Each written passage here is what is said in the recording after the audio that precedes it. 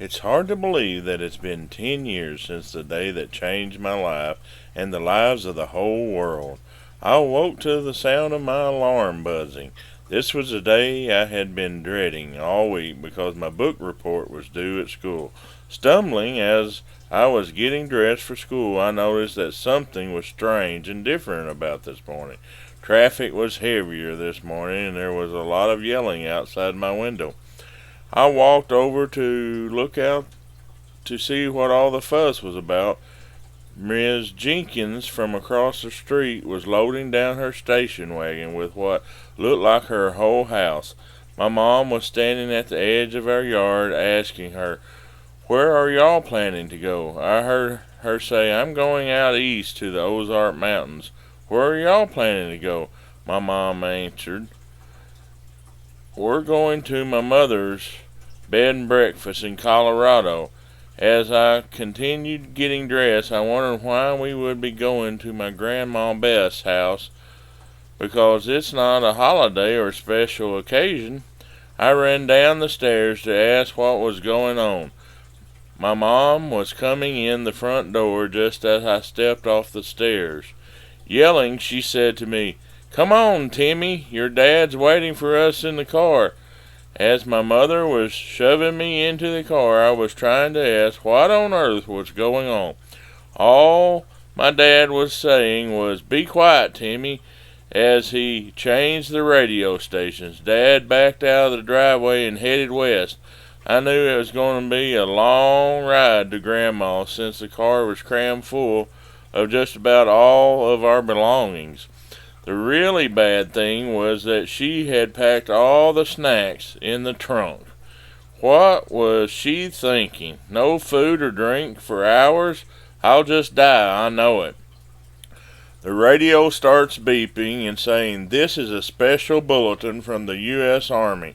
The report of UFOs in Eastern Europe is true. There have been some intelligence reports saying that some of the ships have attacked some major cities. The president urges everyone to stay calm and remain in your homes until further notice." Mom looked back at me and I looked at both of them and asked, "If this is true, what are we going to do?" Dad looked back and said, "It's going to be okay, Timmy. Just calm down. It's not going to do any of us any good getting upset. Your mother and I have decided to go to your grandma's to wait and see what happens. Besides, she is probably just as worried and scared as we are. I know we will be good company for her, and she needs moral support right now." Hours went by, and I heard Mom and Dad arguing about which route would be the safest up to the mountains.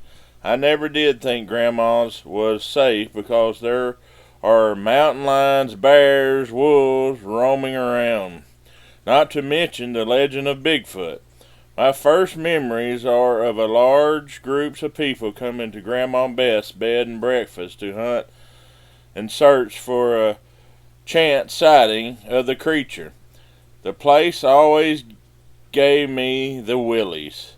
I was glad when Dad got the new job and we moved from the mountains to our new home in Garland, Texas. Traffic is heavy. Dad is getting frustrated that we can't go any faster. The car overheated a few miles back on the freeway. Dad had to fill it up with our drinking water, but I didn't care because my eyeballs are floating. I have got to ask, as bad as I hate to, if we can pull over at the next rest stop or small town gas station.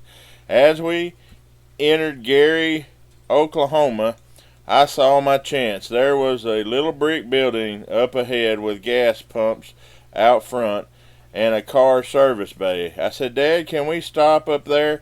I really got to go to the restroom." He looked back at me, then down at the gas hand and said, "Yes, we can stop and get gas, and Mom can get us something to drink. But don't take too long. We have a lot of miles to go before it gets dark." Dad pulled in and got out of the car. The attendant came over and Dad said, "Fill it up. Check the water and oil, please." Mom and I got out of the car. She went inside, and I ran around to the side of the building, opened the door, and walked in. I almost hurled. It had to be the filthiest restroom anywhere. There was toilet paper all over the floor and stuff smeared on the walls. There was at least 20 phone numbers written above the toilet that had not been flushed in days. I barely could see myself in the mirror. There was one paper towel left. I grabbed it and flushed the toilet, praying it would all go down. Sure enough, around and around the blob went and disappeared. I was lucky. As fast as I could, I finished my job, washed my hands, and went around to the front and went inside. Mom had our drinks on the counter. No one was there to check the stuff out. Mom walked over to the door that led to the garage bay. I followed, and we both looked inside. There were two men and a lady watching a news bulletin on TV. The older man said, "Oh, I'm sorry, can I help you?" Mom said, "Yes, we are ready to check out." I asked what news was on the TV. The man said, "Nothing yet, but the president is about to talk about all the events so far and what the government is going to do about it." Mom paid for our stuff, and we all walked back to the TV to listen to the president. Dad walked in and said, "What is taking y'all so long?" Mom yelled, "Come and listen. There is a presidential bulletin on TV." We all stood in shock when the president said Great Britain, France, and most of Russia has been destroyed.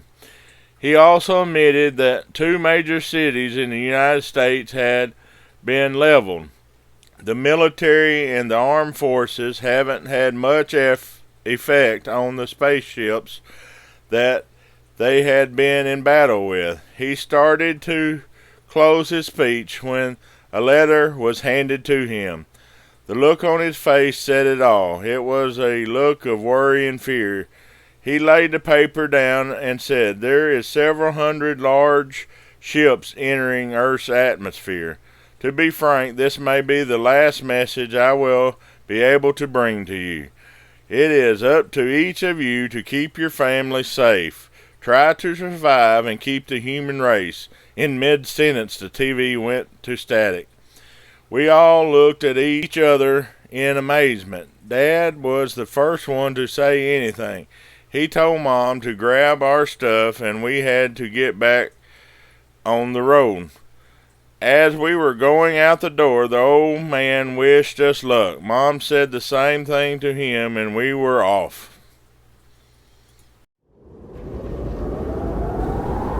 All right. Be on the watch out for Volume 2 of The Myths of Life and see what new adventures await Timmy and his family as they adventure to Colorado to get away from the evil alien Catron.